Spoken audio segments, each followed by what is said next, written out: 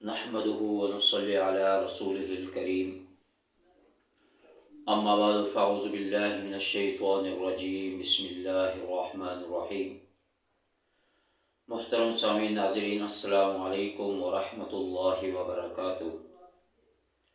آج کی اس نشست کے اندر میں آپ کے سامنے ایک ایسا وظیفہ، ایک ایسا عمل آپ کے سامنے بیان کروں گا۔ آج ہر شخص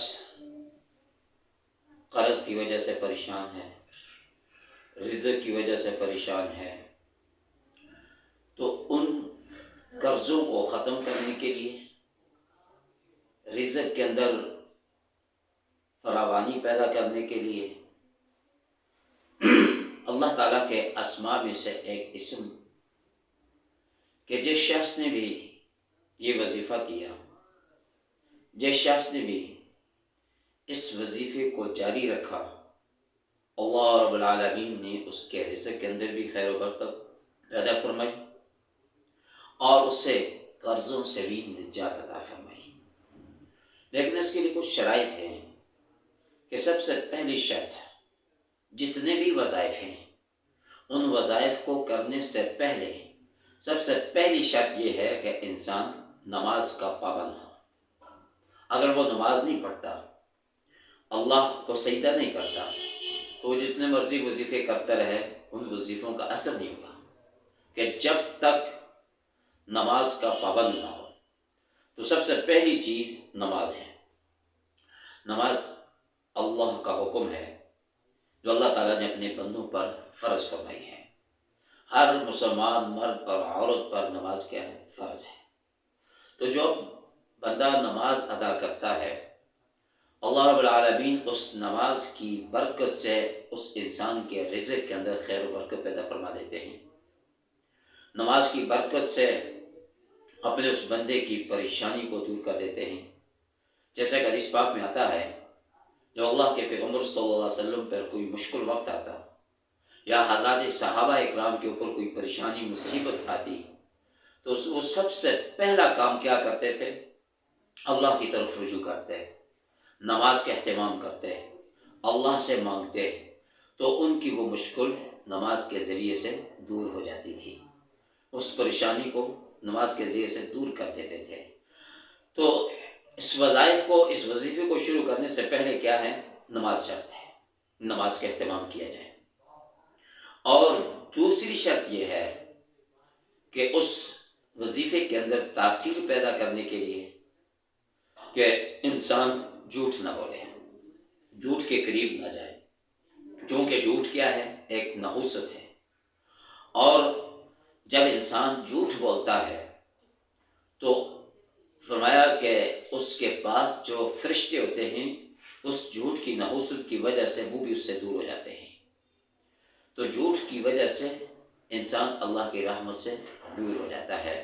تو جب وہ سچ بولے گا، سچائی کو اختیار کرے گا، جیسے کہ اللہ کا تعالیٰ کا حکم ہے، حضور نبی کریم صلی اللہ علیہ وسلم نے حکم فرمایا ہے کہ تم سچائی کو اختیار کرو، اور سچائی کو اختیار کرنے والا، سچ بولنے والا انسان اس معاشرے کے اندر اس کی ہر بندہ عزت کرتا ہے، اس کو قدر کی نگاہ سے دیکھتا ہے، اور جو انسان جھوٹ بولتا ہے تو اس کی کوئی قدر و قیمت نہیں ہوتی۔ تو اس وظیفے کو شروع کرنے سے پہلے انسان پکا ارادہ کرے کہ میں آئندہ جھوٹ نہیں بولوں گا، سچ بولوں گا۔ اب تیسری چیز یہ ہے کہ ہم کسی دوسرے بھائی کے بارے میں، کسی دوسرے انسان کے بارے میں برا نہ سوچیں، یعنی کسی کے بارے میں حسد نہ کریں۔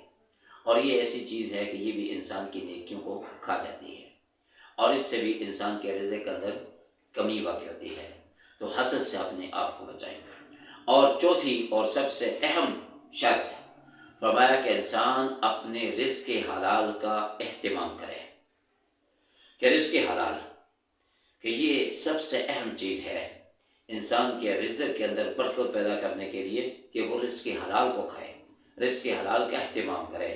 اس لیے حدیث پاک میں آتا ہے کہ بہت سے لوگ ایسے ہوں گے جو غلاف کعبہ کو پکڑ کر دعائیں مانگیں گے، التجائیں کریں گے، گڑ گڑائیں گے، اللہ کے پیغمبر نے فرمایا ان کی دعا کیسے قبول ہو کہ ان کا کھانا حرام کا ہے، ان کی دعا کیسے قبول ہو کہ ان کا پینا حرام کا ہے، ان کی دعا کیسے قبول ہو کہ ان کا لباس حرام کا ہے۔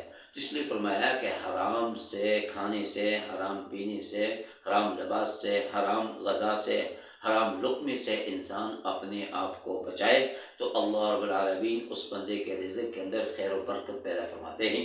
اور آخر میں یہ وظیفہ، اس کا طریقہ سن لیں کہ یا رزاقو، کہ یہ ایک ایسا مجرب وظیفہ ہے کہ 1100 مرتبہ ایک وقت اور جگہ کو متعین کر کے اول آخر 11 مرتبہ درود شریف اور درمیان میں یا رضا کو یہ 1100 مرتبہ پڑھیں اور ایک چلا کم از کم پڑھتے رہیں تو چند ہفتے یا چند مہینے گزریں گے انشاءاللہ العزیز، آپ کے رزق مال کے اندر بھی خیر و برکت پیدا ہوگی اور آپ کے جو قرض ہے وہ بھی انشاءاللہ العزیز اس وظیفے کی برکت سے خود ہو جائے گا۔ تو یہ یا رضا کو بہترین مجرب عمل ہے، مجرب وظیفہ ہے، ہمارے کابرین کا بزرگوں کا بتلایا ہوا کہ جس شخص نے بھی اس وظیفے کو اس طریقے سے بڑا عمل کیا تو اللہ نے اس کے رزق مال کے اندر خیر و برکت پیدا فرمائی اور اس کے اوپر جو پہاڑوں جیسا قرض تھا اللہ نے اس کو بھی اتار دیا۔ دعا فرمائے کہ اللہ تعالیٰ ہم سب کو جو کچھ خاص پر عمل کرنے کی توفیق عطا فرمائے۔ وآخر دعوانا الحمد للہ رب العالمین۔